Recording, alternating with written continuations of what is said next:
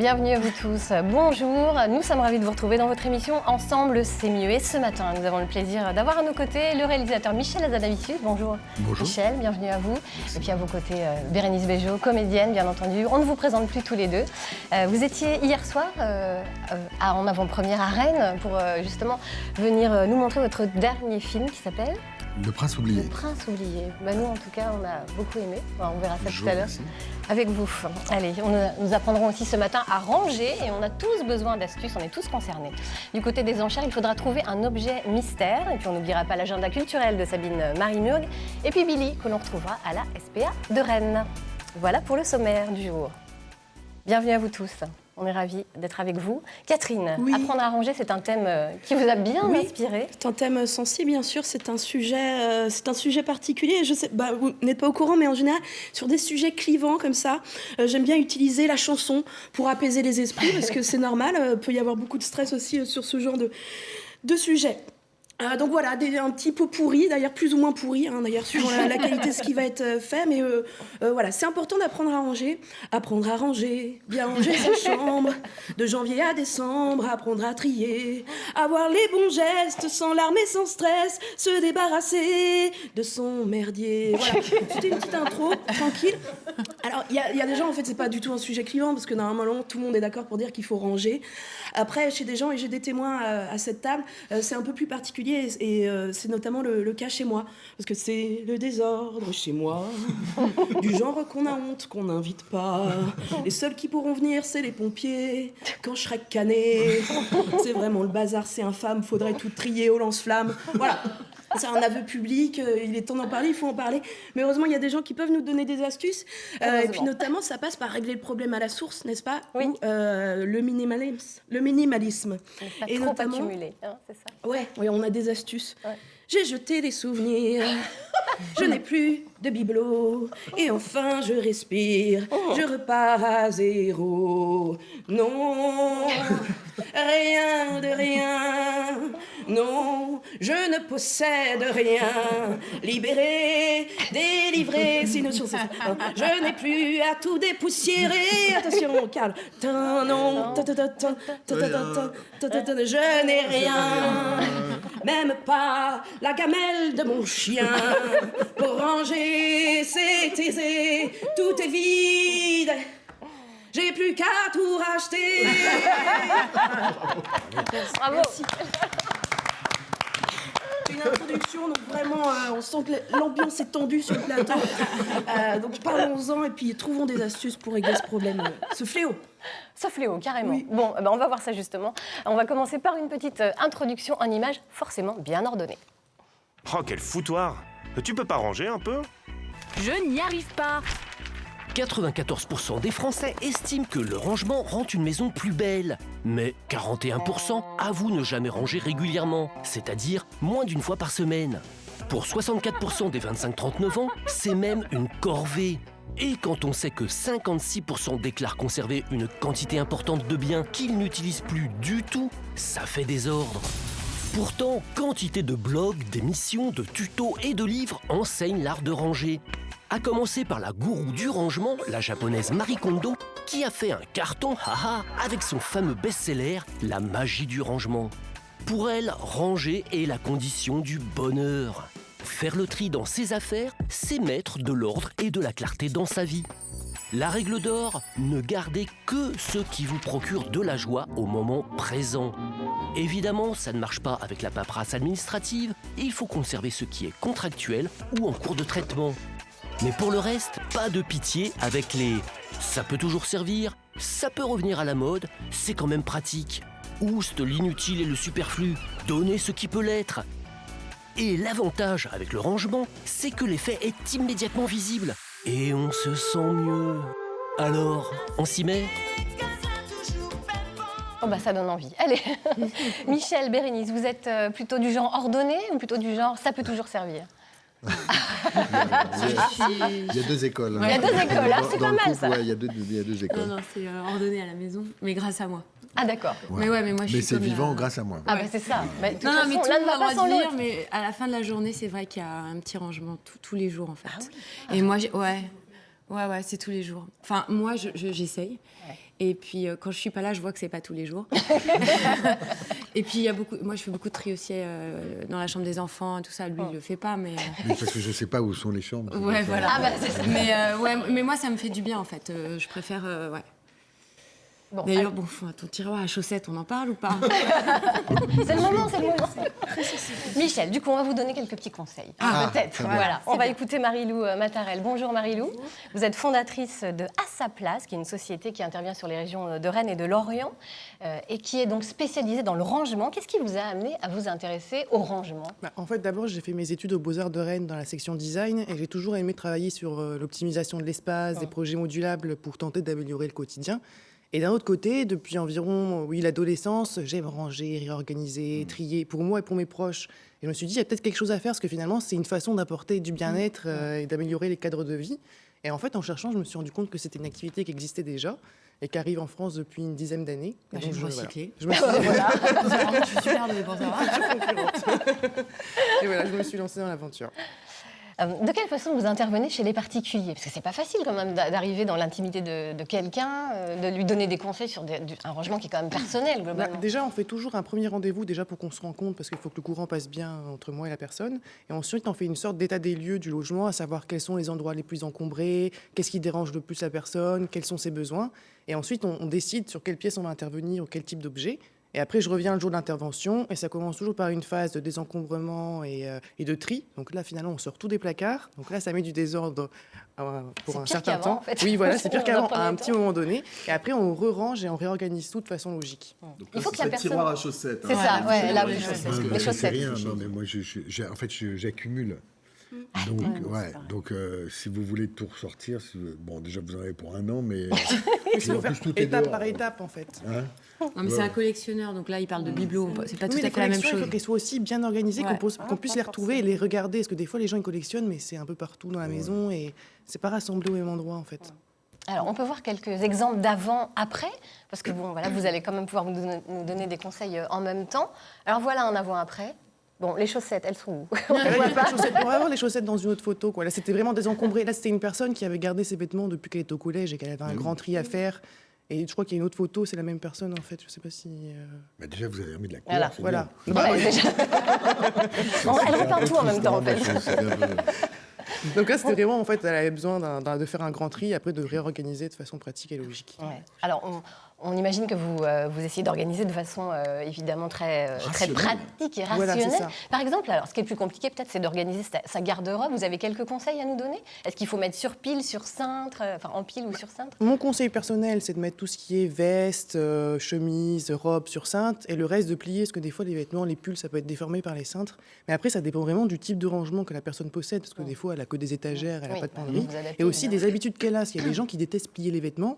Et si on veut qu'ils re-rangent facilement, et ben, si c'est possible, on mettra sur cintre pour que ce soit rangé facilement et pas en désordre. On entend souvent dire que si on n'a pas mis un vêtement depuis un an, ça veut dire qu'on ne le mettra plus jamais. Est-ce que ça, c'est une règle que vous fixez Alors moi, je également? ne suis pas forcément d'accord, parce que ça m'arrive de remettre un vêtement un an après. Par contre, ce qu'il faut se dire, c'est pourquoi on n'a pas mis ce vêtement depuis un an. Est-ce que c'est parce qu'on est mal ajusté, il est trop grand, trop petit? Est-ce que c'est parce qu'il gratte et finalement on l'aime pas? Est-ce que c'est parce qu'on l'a acheté en vacances, que on était un peu euphorique et finalement c'est pas du tout notre style? Enfin, voilà, il faut vraiment se demander pourquoi on l'a pas mis. Et quand on répond aux questions, on peut choisir de le garder ou pas ou non. Mais moi, je trouve que c'est trop binaire pendant un an, oui, non. Enfin, voilà. Mais quand on a le projet de maigrir, parce qu'on a un peu... Ah, oui, ça, on c'est garde, souvent le cas. on garde pas mal de trucs en disant non, parce que ça va m'aller. Ça va m'aller quand j'aurai 3 ou 4... Après, Et faut on a se un dire- petit costume 80 qui nous va bien, mais qui... Après, il faut se dire que peut-être qu'on pourra racheter des vêtements pour se récompenser justement d'avoir maigri, qui nous plaisent, mais sinon on peut garder un carton, par exemple, mais pas les ranger avec les vêtements de tous les jours, en fait. Quand je serai beau et... Ouais. Et mince. Vous avez, vous, une autre règle pour les vêtements, c'est plutôt un dedans, un dehors. C'est ce qu'il faut essayer Préféré. de faire au maximum, en fait. Quand on achète des vêtements, se dire finalement, si j'achète ce pull-là, est-ce que je pourrais pas enlever un autre pull que je mets pas pour essayer de finalement pas... C'est ce que je fais. Voilà, Voilà. c'est très bien. Ah oui, bien vu. Alors, un bon rangement, Marie-Lou, qu'est-ce que c'est en quelques conseils, finalement? Il faut faire quoi, exactement? Déjà, un bon rangement, c'est un bon désencombrement. Donc c'est vraiment l'occasion de se poser la question, est-ce que cet objet me plaît? Est-ce que je m'en sers? Est-ce que c'est utile? Il faut aussi déculpabiliser. Par exemple, c'est pas parce que c'est un cadeau qu'il faut le garder. Il faut se dire que la personne n'est cadeau pas le moche, cadeau. vous pouvez vous Il en faut séparer. avoir des choses qui nous L'erreur. plaisent chez nous, en fait. Et pas se sentir obligé de garder des choses alors qu'on s'en sert pas et qu'on les trouve pas belles, par exemple. Vous trouvez une place logique et fonctionnelle, vous dites. Voilà, c'est ça. Et déjà, il faut bien catégoriser les objets, donc bien rassembler tous les mêmes types d'objets ensemble. Et après, trouver une place logique et fonctionnelle pour chaque objet. Il ne faut pas hésiter à utiliser des boîtes pour compartimenter dans les tiroirs ou dans les placards et bien étiqueter ce qu'il y a sur les boîtes. Parce que souvent, on dit oui, je mets ça là-dedans, je m'en rappellerai. Et puis en fait, 6 mois après, on fait oh, c'est quoi cette boîte? Et on ne sait plus ce qu'il y a dedans. Donc il faut toujours bien étiqueter. Et le but du jeu, en gros, c'est quand on ouvre un placard, c'est de voir tout du premier coup d'œil, qu'il n'y ait pas des choses cachées derrière, pas accessibles. Et puis on oublie le cas où. Hein. Ça, vous dites, Oui, et aussi, ouais, ce qui est important après, c'est au quotidien, remettre les choses à leur place. Donc voilà, avoir un rituel de garder bien rangé et faire attention aussi aux objets rentrants, donc tout ce qui est achat compulsif, les promos, finalement, on n'a pas besoin, on achète plus. Alors, on va maintenant évoquer les enfants, hein, parce que c'est quand même un petit peu les rois du désordre, hein, faut bien le reconnaître. Comment vous sortez c'est le même principe, en fait. Ouais, c'est ça. On va écouter la question de Sandrine, qui est maman de 2 enfants. Je participe aujourd'hui pour poser une question sur le rangement et justement j'aimerais savoir comment on peut faire pour faire participer nos enfants au rangement de la maison et notamment au rangement de leurs jouets. Pas simple, surtout quand on a 2 petits bouts. J'ai aménagé un petit coin dans le salon pour eux, mais beaucoup de mal à rester rangé. Merci pour votre aide. Ça, c'est du vécu. Bon, alors, quels sont les conseils, justement, pour que les enfants se mettent au rangement? Déjà, le premier conseil, c'est de donner l'exemple, parce qu'on ne peut pas demander à un enfant d'être ordonné si la maison elle est encombrée et désordonnée, c'est pas logique. Et ensuite, il faut instaurer des rituels dès tout petit. En fait, quand on a fini une activité, on range. Et par exemple, tous les soirs, on prend 5 minutes pour ranger la chambre, genre après s'être lavé les dents ou avant manger, pour se coucher dans une chambre ordonnée. Et il ne faut pas hésiter à faire des rangements accessibles aussi pour les tout petits. Et aussi, l'astuce qu'on peut faire, par exemple, c'est faire une étiquette. On écrit, par exemple, petite voiture, et en dessous, on dessine une voiture avec l'enfant. Comme ça, s'il ne sait pas lire, en fait, il peut ranger de lui-même les affaires. Mais c'est vraiment, leur expliquer les bienfaits du rangement, qu'ils auront plus de place pour jouer, qu'ils retrouveront leurs affaires. S'ils se lèvent pour faire pipi la nuit, ils ne vont pas marcher sur un objet et se faire mal aux pieds. Enfin, essayer de leur expliquer, finalement, tous ces petits bienfaits pour qu'ils comprennent que ce n'est pas forcément une tâche ingrate, mais que ça apporte du bien-être. Vous, ça vous apaise de ranger? Oui, moi, j'aime bien ranger, ça me détend. C'est évident. Vous, ça vous fait du bien aussi, Bérénice, de ranger. C'est votre petite méthode zen. Ouais, j'aime bien. Mais ça vide l'esprit, en fait. Oui, et puis après, la journée ou le lendemain, on commence, tout est en place, et on repart. Quoi. On est serein. Ouais. Donc en fait, on n'aime pas ranger, on aime avoir rangé. C'est ça, c'est ça. Moi, j'aime bien les deux.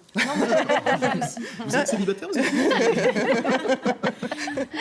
Bon, alors, maintenant qu'on a parlé des petites cases et du rangement, eh bien, on va se tourner vers vous, Karl, parce que vous étiez hier soir au Gaumont, à Rennes, pour voir le nouveau film de Michel et de Bérénice, Le Prince oublié. Vous en avez pensé quoi, vous? Écoutez, je trouve, en tout cas, la transition est toute trouvée entre le rangement, faire le rangement dans sa vie, et puis ce qui arrive au personnage principal du film, qui est joué par Omar Sy, parce que finalement, c'est aussi quelqu'un qui a du mal à se ranger lui-même, à trouver sa place dans la vie de sa fille, qui était sa petite fille exclusive, puisque lui est veuf et qu'il a la charge de sa fille, et puis qui doit apprendre à trouver sa place parce qu'elle grandit, parce qu'elle a 12 ans, et que les petites histoires, les petits rituels, papa et fifi, c'est terminé. C'est vrai que ça évoque ça un petit peu, non?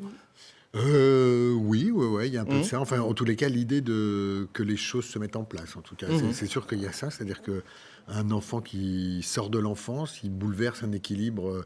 Quand on est adulte et qu'on a un enfant en bas âge, on est évidemment, on va dire son référent en tous les cas, ou alors ça peut être son prince, son truc, son machin, son modèle. Et en fait, dans la vie, les enfants passent leur temps à vous doubler, quoi, finalement. Et puis, donc quand ils sont petits, machin, puis à un moment donné, ça devient des jeunes gens, ils vous concurrencent un petit peu, puis après, ça devient des adultes, puis après, c'est eux les adultes, et puis vous êtes vieux, et puis voilà. Donc, toutes ces phases de transition, elles sont, il faut apprendre à les vivre et être généreux, quoi, avec ses enfants. Voilà, c'est ça, c'est vraiment le thème du film. Alors, on va tout de suite regarder la bande-annonce pour avoir une idée un petit peu plus précise de ce prince oublié, puis on continue à en discuter après avec Michel et Bérénice. Il est l'heure d'aller se coucher, là. Fais vite, sinon il va être trop tard pour l'histoire.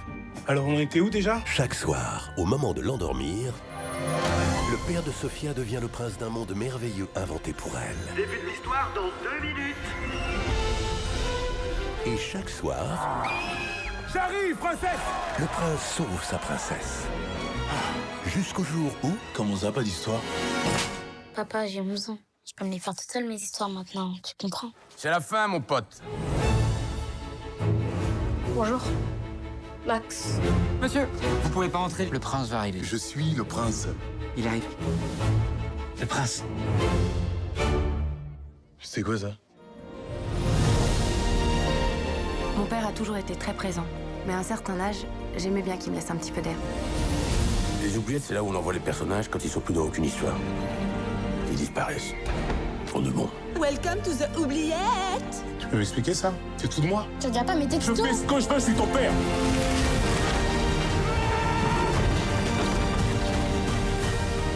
Vous y connaissez en fugue? Vous êtes un super papa, mais il faut bien la laisser grandir. Moi bloqué ici. Et donc c'est sans issue. Ne laisse pas oublier, prince. Et toutes ces histoires, alors pour finir oubliées. La princesse est en danger, il faut que j'y aille.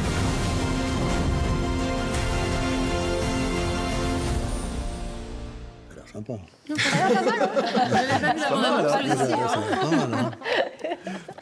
La fille me ressemble un peu. D'ailleurs, le mec n'a toujours pas compris. Les petits, souvent, ils me disent « Mais je comprends pas, mais vous étiez blonde dans le film. Madame. » Parce que c'est sympa de faire des avant-premières, parce qu'il y a des enfants. Donc c'est la première fois que vraiment je fais un film pour enfants. Et même les copines de notre fille, elles regardent la bande-annonce. Donc il y a quelque chose de... Enfin, tout d'un coup, on partage ça avec nos enfants. C'est la première fois que ça nous arrive et c'est vraiment, vraiment génial. En fait. Je rebondis sur ce que vous dites, Bérénice. Vous dites que c'est un film pour enfants, mais j'ai l'impression que c'est pas qu'un film pour enfants. Il y a plusieurs niveaux de lecture. Et comment est-ce qu'on écrit un scénario comme celui-là pour justement réussir à toucher finalement, parce que moi je crois que c'est surtout un public qui est très familial. Tout le monde y va. Comment ça se passe l'écriture d'un scénario sur un film comme celui-là, avec plusieurs degrés de lecture? Mais en fait, parce qu'il y a un thème qui est assez universel, en fait, parce que c'est vraiment l'histoire éternelle des papas ou des parents, d'ailleurs, qui doivent laisser les enfants grandir. Donc, c'est essayer d'intégrer... En fait, moi, je réfléchis pas en disant en termes de public, j'essaie d'être honnête par rapport aux personnages.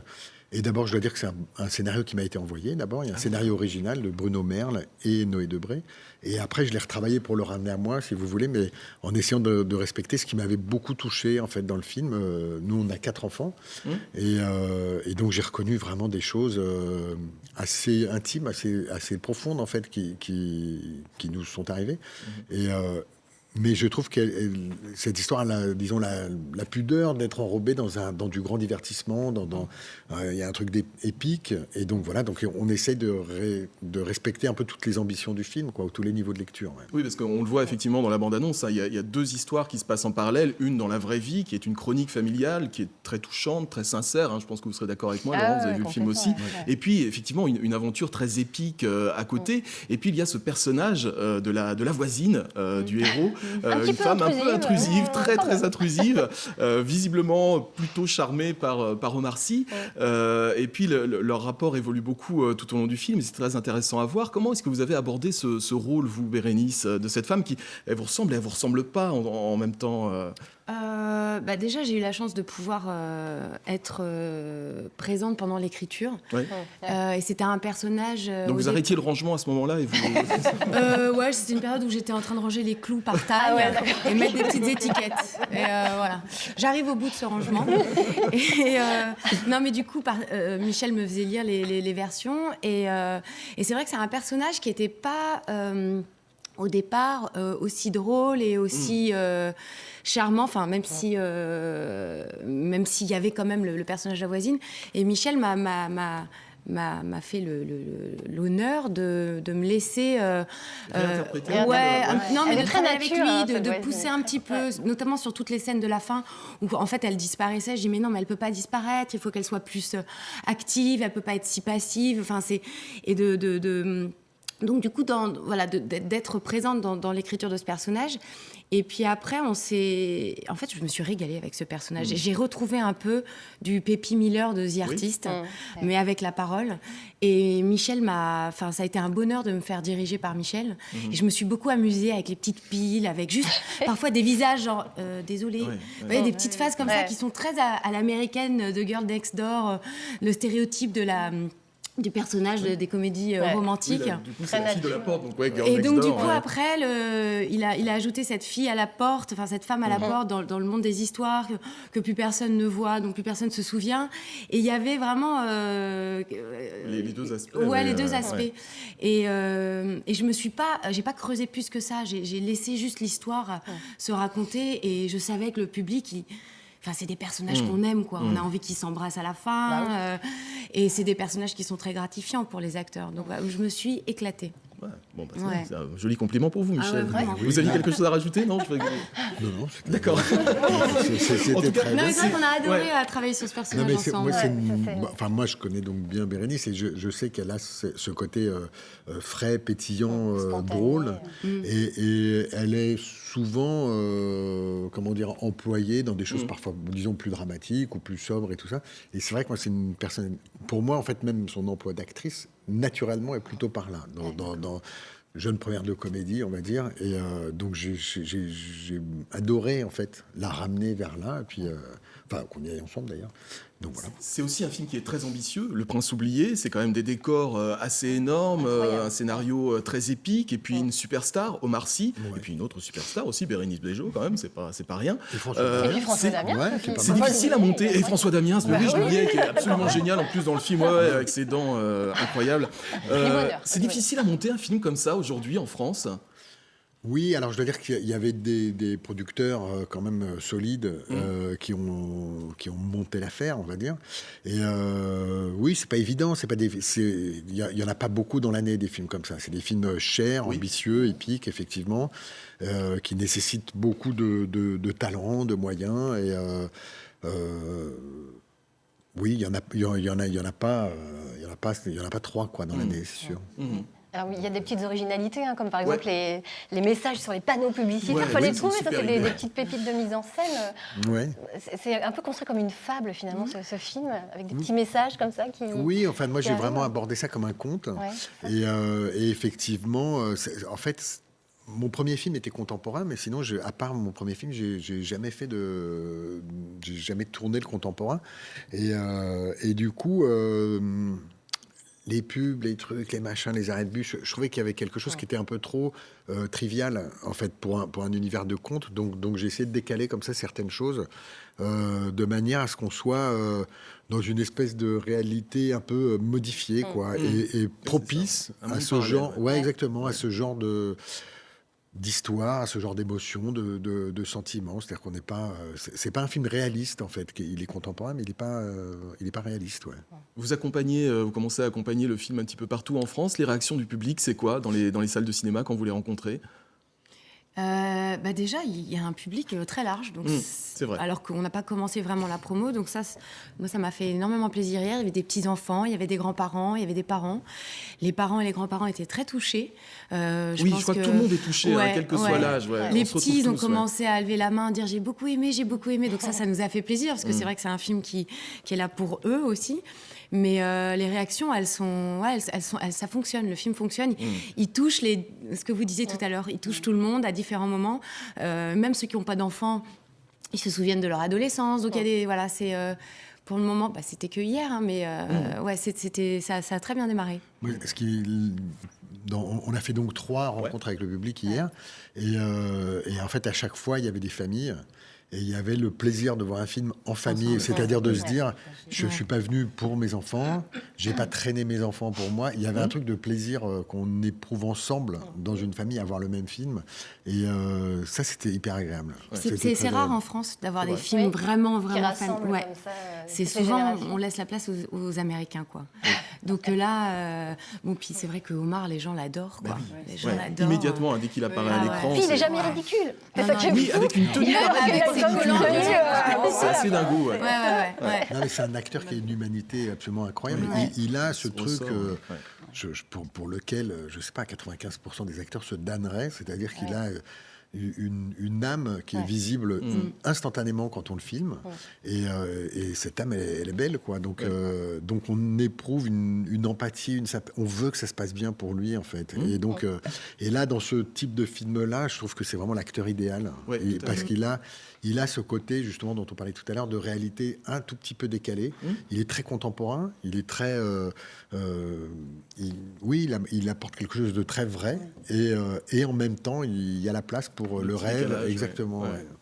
Bon, en tout cas, pour toutes ces raisons, on vous recommande chaudement d'aller voir Le Prince oublié, nouveau film de Michel Hazanavicius. Il sort le 31 janvier, me semble-t-il. Le 12 février. Le 12 février, pourquoi j'ai le 31 janvier Oui, je suis un peu pressé, mais c'est vrai que j'ai hâte de le redécouvrir. Parce que je pense que d'ailleurs, je vais retourner le voir avec mes enfants, parce que j'ai une fille qui a 12 ans, qui a exactement l'âge de Sophia, et on connaît un petit peu le même genre de rapport. Donc c'est vraiment quelque chose qui nous touche en plein cœur. Donc c'est assez rare pour être signalé. Donc c'est un film qui est à la fois touchant, humain et ambitieux. C'est-à-dire qu'il n'y a pas le côté grosse machine qui ressort tant que ça. Donc allez-y, courez le voir. C'est une très très belle surprise. Et en famille encore. Effectivement. Bérénice, de rien. Bérénice, pour le film Meilleur espoir féminin, vous aviez tourné en partie à Cancale? Oui, on a tourné tout à Cancale. Ouais, non, on avait fait un peu de studio à Paris. Ouais. Vous connaissez un peu notre belle Bretagne? Un petit peu. Un petit peu. Vous connaissez quel coin en particulier? On était allé où quand j'étais enceinte? Par exemple, quand j'étais enceinte, j'avais emmené toute la famille en Bretagne. Non, mais j'adore la Bretagne parce que j'aime tous les chemins de douaniers. Bon, ça, c'est vrai que c'est ce que les Parisiens adorent parce que tout d'un coup, t'as la mer, le vent, les escargots et les petits rochers. Non, mais c'est vrai, ça a l'air un cliché. Ploumélec. Ploumélec, voilà. Et puis, moi, j'avais fait une tournée province, donc j'étais venue ici, donc je connais un petit peu. Je vais l'emmener tout à l'heure. Alors, comme on parlait tout à l'heure de Cancale, ça tombe bien. On va y aller, ça va vous rappeler des souvenirs. Parce qu'on va parler des corsaires. Ils font aussi partie de notre imaginaire. Eh bien, écoutez, Mylène Villaverde et Fabrice Leroy nous font un petit rappel historique. Depuis toujours à Cancale, on ramasse des huîtres. Mais au XVIIIe siècle, cette activité se déroule uniquement en hiver. À la saison estivale, les hommes partent à la pêche à la morue au large de Terre-Neuve. Tel est le cycle de travail en temps de paix. Mais quand la guerre éclate, les hommes n'ont d'autre choix que d'embarquer sur les navires corsaires, un des rares moyens de ramener une solde et peut-être même une part de butin. Pour l'immense majorité, c'était évidemment de pauvres gens qui vont surtout s'embarquer sur les corsaires pour percevoir une avance. Cette avance, en général, c'est l'épouse qui s'empresse de la prendre pour nourrir ses enfants. Et donc, ces corsaires partent évidemment dans l'espoir que la campagne sera bonne, que les prises seront nombreuses et riches, et que, effectivement, lors de la liquidation, ils puissent percevoir une part qui dépasse le montant des avances perçues. Depuis plusieurs années, Philippe Rodège étudie le sort des hommes d'équipage corsaire, et notamment celui de 300 Cancalais dont il a retracé les parcours grâce aux archives de la Défense.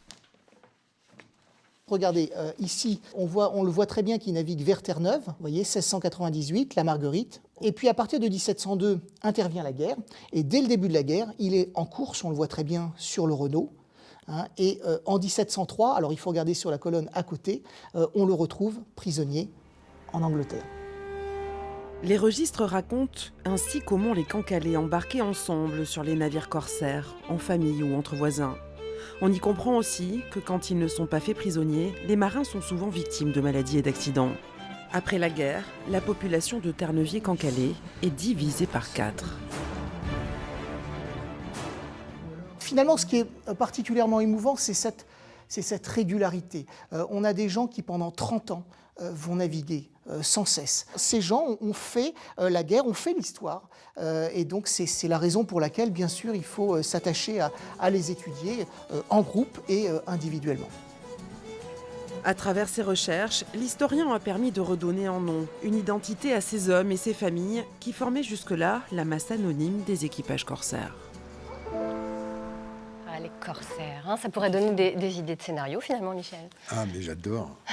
J'adore parce que c'est un peu comme les westerns, c'est-à-dire c'est des gens où les règles sociales sont réduites à néant, donc il reste vraiment le côté animal. On se bat, machin. C'est très très cinématographique, c'est le bien contre le mal et tout ça. Ouais, j'adore. Bon, à creuser alors. On va continuer à parler d'histoire, mais d'histoire d'objets cette fois avec Carole Jézéquel. Bienvenue à vous, Carole. On a un jingle. Objet mystère. L'objet mystère Donc, du jour, c'est donc, on va voir Après justement, le prince oublié, eh bien, un objet oublié. un objet oublié. Que je vais sortir de mon sac. Alors, vous nous donnez des indices quand même pour qu'on puisse deviner? Oui, c'est ça. Alors, il se plante. Oh là. Ah oui. Oui, dis donc. C'est une... Attention. C'est un jeu. Laisse-la Il raconter. est en Alors. 2 parties. Oh, mais Il se qu'est-ce plante. que c'est? Il tournoie. C'est une girouette. Il est agrémenté de miroirs. De quoi s'agit-il? Oui, pour les oiseaux. Ah oui. Oui, mais donc, là, des petits miroirs, un miroir. Il est devenu une expression française. Oh, les alouettes. Bravo, j'étais sûre qu'elle allait deviner. Un Tout à l'heure, miroir t'as dit aux les alouettes. Ça existe? Donc c'est un miroir aux alouettes, un objet complètement oublié, donc qui servait aux chasseurs. Donc c'était planté dans la terre, jusqu'ici, c'est en métal. Ensuite, il y avait un fil qui tournait autour. Le chasseur se positionnait assez loin et tournait, puisqu'il fallait que ce soit agité. Il faut que le soleil soit relativement bas. Et on ne sait pas trop pourquoi les alouettes étaient attirées par cet objet, probablement parce que les miroirs qui reflétaient le soleil leur faisaient peut-être penser au reflet de l'eau. Donc c'était véritablement un piège. Donc ça fait partie des objets d'art populaire que j'aime beaucoup. Dans des ventes aux enchères, notamment les ventes brocantes chic, on mélange des objets d'art populaire et puis des objets plus... Mais ce qui est émouvant dans un objet d'art, il n'est pas fait pour être un objet d'art, mais il le devient avec le temps. Ah oui. Et l'histoire, voilà.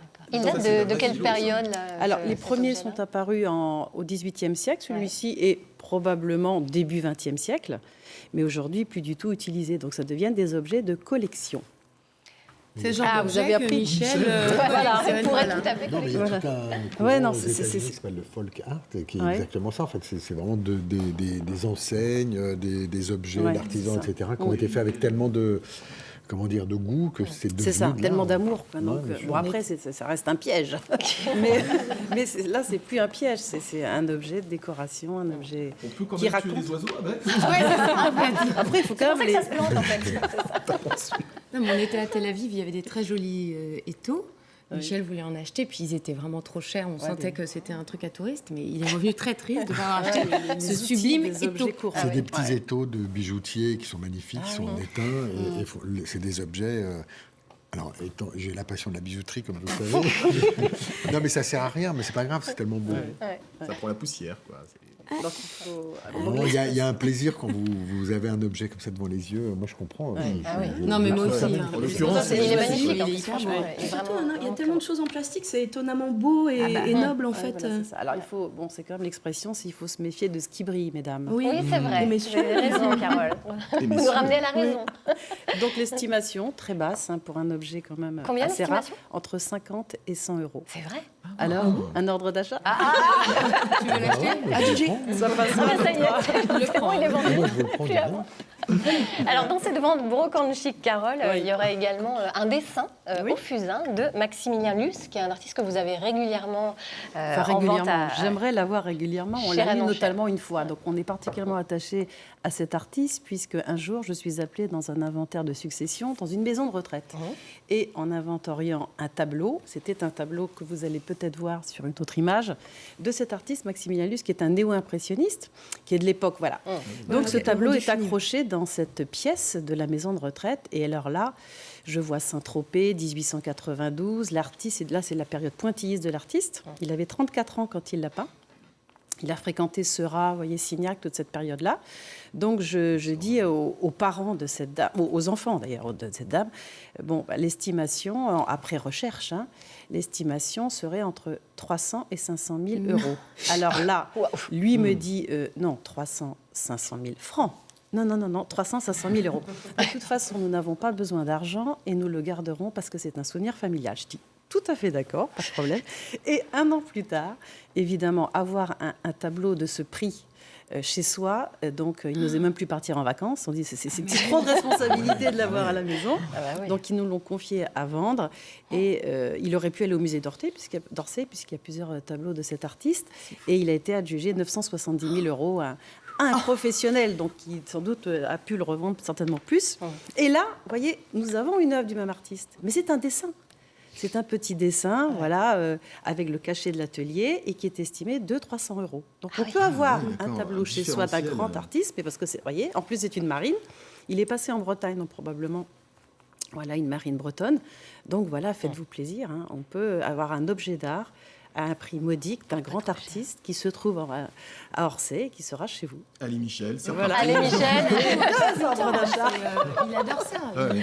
J'achète beaucoup. Moi, il achète beaucoup, j'imagine. On est tenté. Et en fait, voilà. on m'a emmené une fois une vente aux enchères. Et c'est vrai que c'est. En plus, on l'a remporté, c'est une énorme affiche. Adjugé au jeune homme au fond. Moi, j'étais genre, c'est nous. Mais c'est vrai que c'était. C'est grisant le processus d'achat aux enchères en plus, mais surtout, on fait des découvertes d'objets uniques à des prix accessibles. Nous, on a une maison vintage, on a que des trucs un peu chinés. C'est vrai. Après, c'est plus un cabinet de curiosité, la maison. Parce que comme on est tenté à chaque fois. Donc moi, chez nous, quand les gens viennent, ils sont au musée, ils regardent. Non, mais vraiment, quoi. Ils font le parcours et tout, c'est assez rigolo. Mais les petits comme les grands. Non, il n'y a pas de parcours. Mais même ça, un objet comme ça, ça peut intriguer un enfant tout de suite. C'est parfait. Merci beaucoup. Marie-Lou Matarel, merci beaucoup d'avoir été avec nous. On va tout de suite accueillir Sabine pour l'agenda culturel de cette semaine. Sabine, on va. Transition se fait en direct. Eh oui, en direct la transition. On va. Bienvenue Sabine. Bienvenue Sabine. Sabine va vous nous emmener d'abord dans le Morbihan et les Côtes d'Armor pour un grand hommage à la musique classique. Voilà, il s'agit d'une déclaration d'amour d'une grande mélomane, Emma la Clown, qui fait son grand retour samedi prochain à Lamballe et Auray avec son grand spectacle The Big Grande Musique. La voici donc entourée de 3 excellents musiciens qui ne sont presque jamais dérangés. Regardez.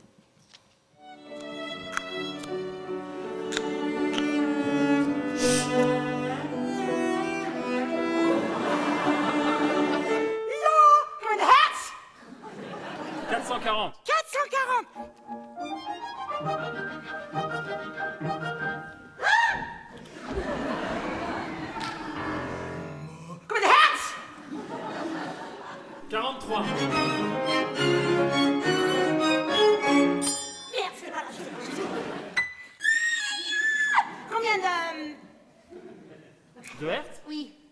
1975,5. Bah dites donc, quel phénomène. Elle est géniale.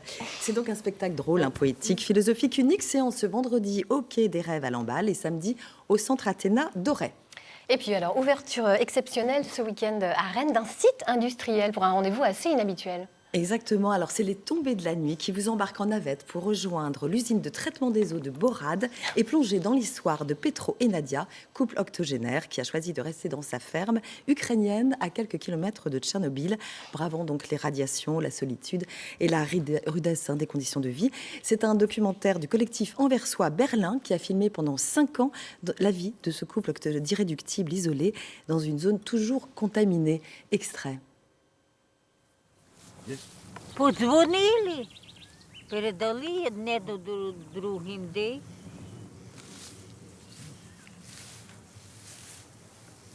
Потім подзвонили, ходили, міряли радіацію, яка вже йде.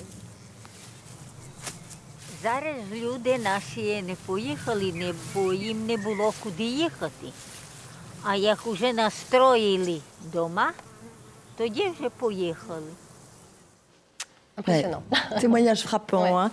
Donc rendez-vous dans l'usine de traitement des eaux samedi et dimanche. Donc c'est à Borad, sur le site de Borad à Rennes. Voilà. En Île-et-Vilaine et dans les Côtes d'Armor maintenant, on sait que les musiciens bretons n'hibernent pas d'ailleurs. On dit hiverner pour les humains en fait. Ce sont les animaux qui hibernent.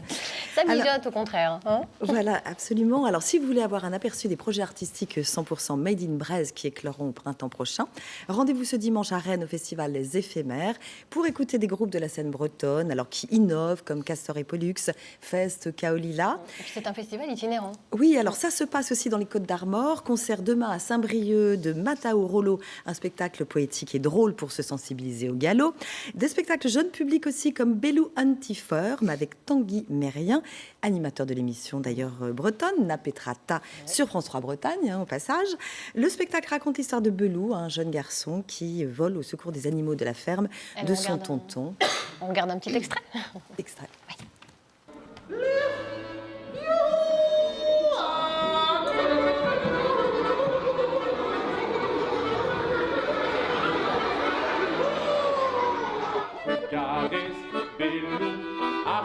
qu'est-ce qu'il fait, Papy Bob, là-haut, ne suis pas gang. Belle ambiance. Oui, absolument. Et puis le dernier rendez-vous, dans le Finistère, les groupes musicaux bretons sont aussi de sortie, bien sûr. Oui, il y a du bruit dans Landerneau, même l'hiver. Alors c'est parti dès aujourd'hui et jusqu'à samedi pour une tournée musicale dans les bars. 30 groupes ont été sélectionnés sur 130 par l'atelier culturel. Alors c'est un périple de 3 jours pour cette 12e édition, autour du rock, du blues, de la pop soul ou encore de la chanson française comme Molor, dont vous voyez là ce clip. Elle a une voix très magnifique, Agathe Henry. Alors donc c'est ce week-end jusqu'à samedi, vous pourrez voir et à Landerneau. C'est gratuit, un concert gratuit. Voilà, gratuit. Merci beaucoup Sabine. Écoutez, Catherine, c'est l'heure de retrouver notre ami Billy. Oui, à la SPA de Rennes avec un nouvel animal à adopter, en l'occurrence un chien. Tout de suite. Oh oui, petite nénette, bonjour. Bonjour Billy. Alors, comment elle s'appelle, celle-ci? Elle s'appelle Kissy. Kissy. Alors, Kissy qui arrive du ski. Et qui c'est pour ça, en fait, elle vient de se casser la patte au ski. C'est ça? Peut-être. En fait, on ne sait pas trop. C'est une petite chienne qui est arrivée de la fourrière, qui est arrivée du coup accidentée. D'accord. C'est juste une rupture des ligaments croisés. Donc voilà, en soi, elle a été opérée. Elle est juste en convalescence. Voilà, c'est quelque chose qui va se remettre. D'ici quelques petits jours, voilà, on d'ici enlèvera. quelques jours, il n'y aura plus le pansement. C'est vrai que ça fait impressionnant, là, comme ça. Oui, surtout qu'il est presque aussi gros qu'elle. Mais voilà, elle le vit très bien. Elle repose déjà la patte. C'est plutôt vraiment bon signe par rapport à sa convalescence. Ça, tout va bien. Et c'est une petite chienne qui a quel mérite. âge Alors, elle a 4 ans. 4 ans. Ah oui, elle a déjà 2 retours chez nous pour très peu de temps. Pourtant, depuis qu'elle est, ça fait pas très longtemps qu'elle est mise à l'adoption. Elle a déjà 2 retours pour des raisons sincèrement qui sont pas du tout liées au comportement de la chienne malheureusement.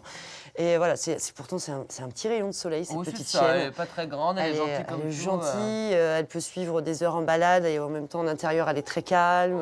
Elle adore dormir sur le petit fauteuil à l'accueil avec nous. Et elle fait pas de bêtises. Non, elle fait pas de bêtises. Elle est toute seule la nuit. Elle fait pas de bêtises. Ok. Une maison, un appartement, du coup, sans problème. Peu importe, du moment qu'on lui consacre du temps. Elle peut marche. vivre aussi avec d'autres chiens si les autres chiens ont éventuellement des bons codes. C'est une chienne qui a besoin, qui a quand même son petit caractère. C'est une petite chienne, elle sait ce qu'elle veut veut pas aussi avec les autres chiens. Elle sait s'exprimer. Elle n'hésite pas à s'imposer quand il faut et elle a bien raison d'ailleurs. Et voilà, sinon elle est tout à fait capable de cohabiter avec d'autres chiens. Mais, dans ce monde de brutes, il faut savoir parfois avoir du caractère. Exactement. Et elle a du mental, cette petite chienne. Bon, tant mieux. Elle en a besoin. Oui. Donc on est là pour retrouver une petite maison parce qu'il n'y a pas besoin d'une grande maison. Elle est toute petite. Surtout beaucoup d'amour et puis voilà, une famille, même s'il y a des enfants, franchement, c'est une super petite chienne. Elle mérite de trouver vraiment... Elle pourra jouer au ski et au football. Oui, une fois qu'elle sera guérie, elle pourra. Bon, écoute, ma petite chérie. Elle s'appelait comment, on a dit? Kissy. Kissy comme qui? Des gros bisous à tout le monde, alors. Allez, oui, Kissy. Merci Billy. Vous avez vu comme Kissy, elle regarde bien la caméra en face. C'est une chaîne de cinéma, ça. Elle sait où est la caméra, elle sait où est la lumière aussi. Vous allez être obligé de repartir. Vous allez être obligé de repartir avec et avec le miroir aux alouettes. Voilà, exactement, on prend tout. On va commencer par le miroir aux alouettes. Bon, d'accord. Merci beaucoup à tous les deux d'avoir été à nos côtés. Merci Michel, merci Bérénice, merci à tous. Écoutez, c'est déjà fini, c'est passé très très vite. On se retrouve déjà demain à 10h45. On vous souhaite une magnifique journée sur France 3 Bretagne. À demain, Kenavo.